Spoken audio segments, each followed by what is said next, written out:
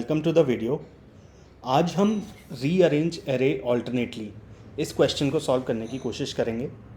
इस क्वेश्चन में हमें एक एरे दे दी जाती है जो कि सॉर्टेड होती है और हमें इस एरे को रीअरेंज करना है। इसे कैसे रीअरेंज करना है?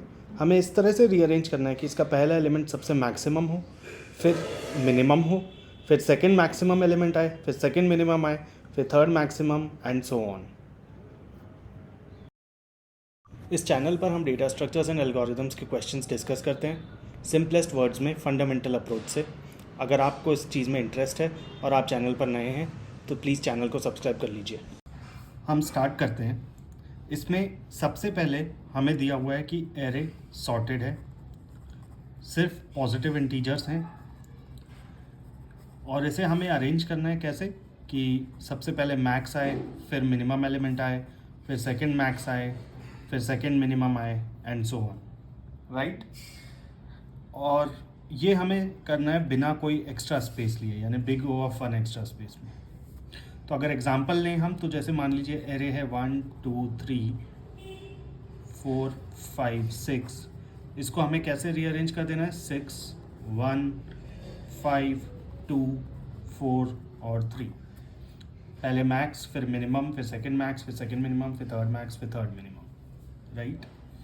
तो अगर इसे हम ब्लैक बॉक्स की तरह रिप्रेजेंट करें हमारे सॉल्यूशन को, तो इसमें एक एरे इनपुट आ रही है और एक एरे ही आउटपुट जा रही है।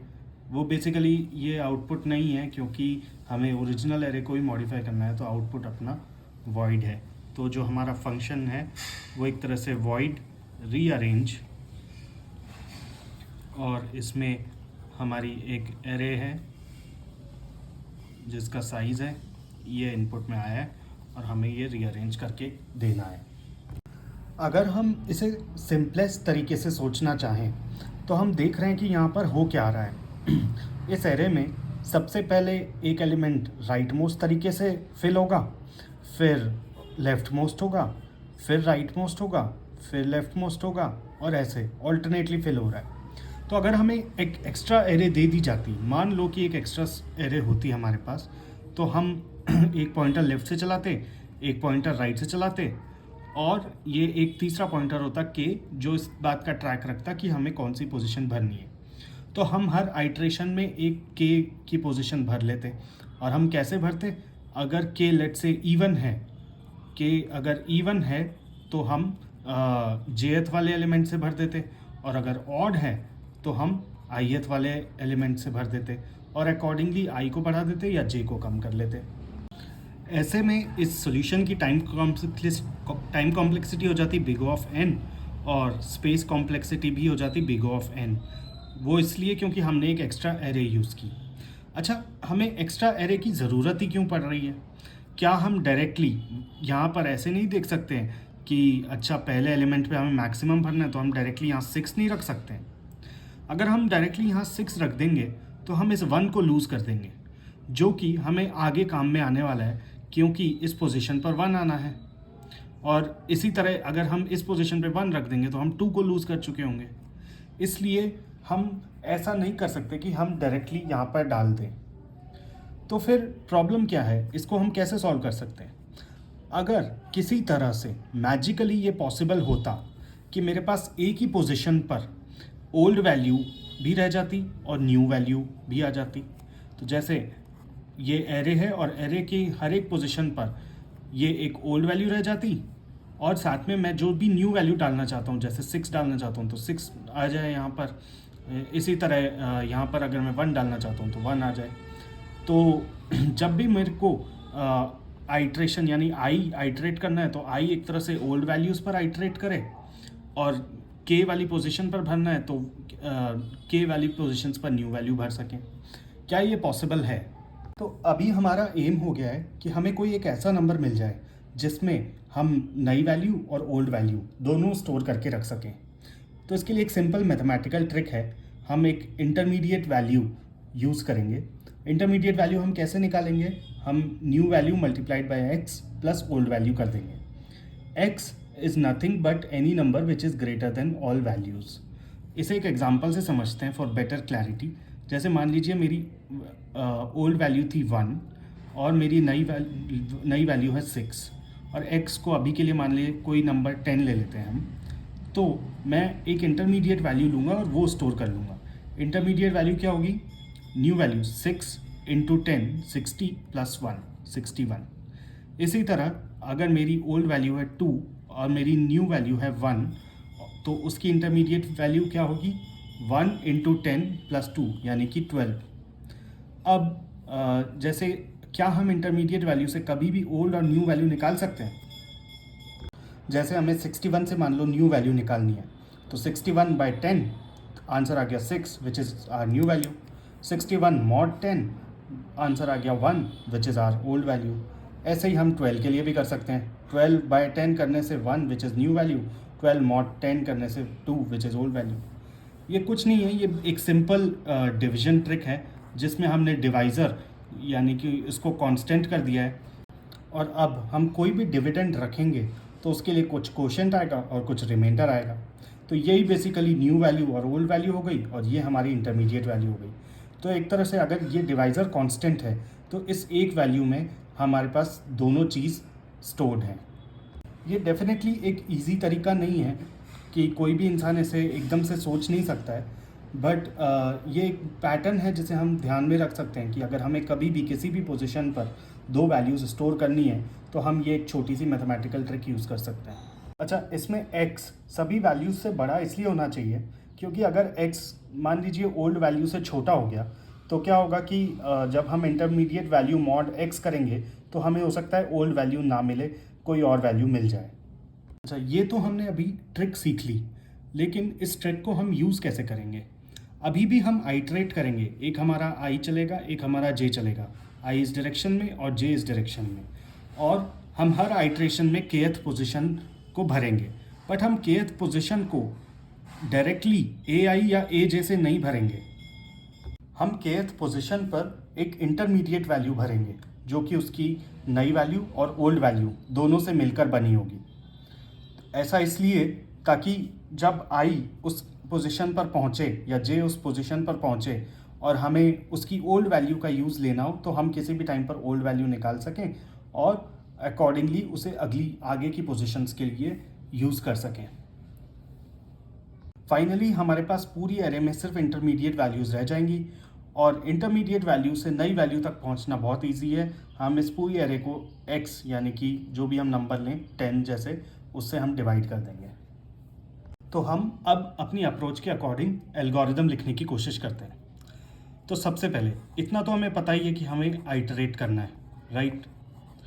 और हर आइट्रेशन में हमारे पास एक i होगा, एक j होगा और सिमिलरली एक k भी होगा।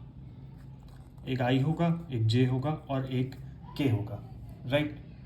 अब हमें हर एक आइट्रेशन में सबसे पहले क्या चेक करना है कि k हमारा इवन है या ऑड है। ये हमें क्यों चेक करना है?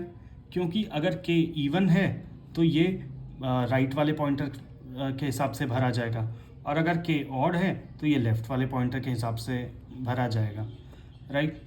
तो अगर मान लीजिए k इवन है तो हम let's say we will be using the jth one. तो हमारे पास नई वैल्यू ऑफ k क्या हो गई? It will be equal to old value at j। Note that हम डायरेक्टली j की वैल्यू नहीं यूज़ कर रहे हैं, we are calculating the old value at j because किसी भी टाइम पर इंटरमीडिएट वैल्यू हो सकती है यहाँ पर।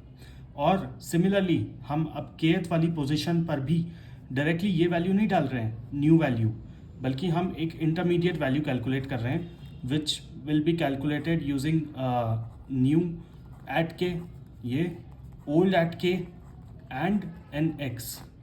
अच्छा, तो इससे हमें याद आया कि हमें यहाँ पर आइट्रेशन के पहले एक x भी कैलकुलेट करना होगा, which is nothing but any number greater than the maximum number, right? तो ये इस तरह से हम इंटरमीडिएट वैल्यू भरेंगे। और सिमिलरली ये तो हमने इवन वाला किया, ऐसे ही ऑड वाला भी होगा जिसमें हम ith वाला पाथ यूज़ करेंगे, और यहाँ पर j माइनस माइनस होते जाएगा, यहाँ पर i प्लस प्लस होते जाएगा, राइट? और इस लूप के एंड में हमारे पास इस पूरी एरे में सिर्फ इंटरमीडिएट वैल्यूज़ होंगी। तो हमें फाइनली इंटरमीडिएट वैल्यूज़ को न्यू वैल्यू में कन्वर्ट करना होगा, विच इज़ नथिंग बट पूरी एरे को हम x से डिवाइड कर देंगे। अब हम इसी एल्गोरिदम का वर्किंग कोड एक बार देख लेते हैं। इस कोड का लिंक आपको डिस्क्रिप्शन में भी मिल जाएगा।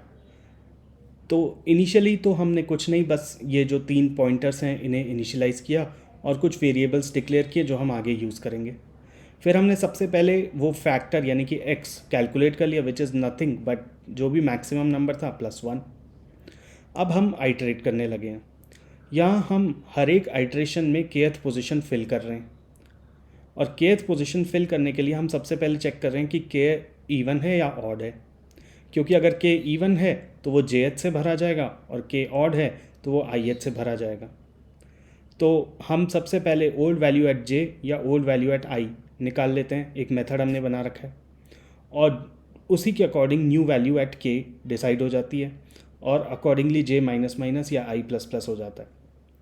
फिर हम k पर भरने के लिए एक इंटरमीडिएट वैल्यू कैलकुलेट करते हैं। उसके लिए हमें ओल्ड वैल्यू एट k चाहिए तो हम ओल्ड वैल्यू एट k भी निकाल लेते हैं और फिर इंटरमीडिएट वैल्यू कैलकुलेट करने के लिए भी एक मेथड बना रखा है, वो कैलकुलेट करते हैं और वो k में डाल देते हैं। फिर फाइनली हमारे पास सिर्फ इंटरमीडिएट वैल्यूज़ होती हैं तो हम न्यू वैल्यूज़ ही निकालने के लिए पूरी एरे को हम फैक्टर से डिवाइड कर देते हैं।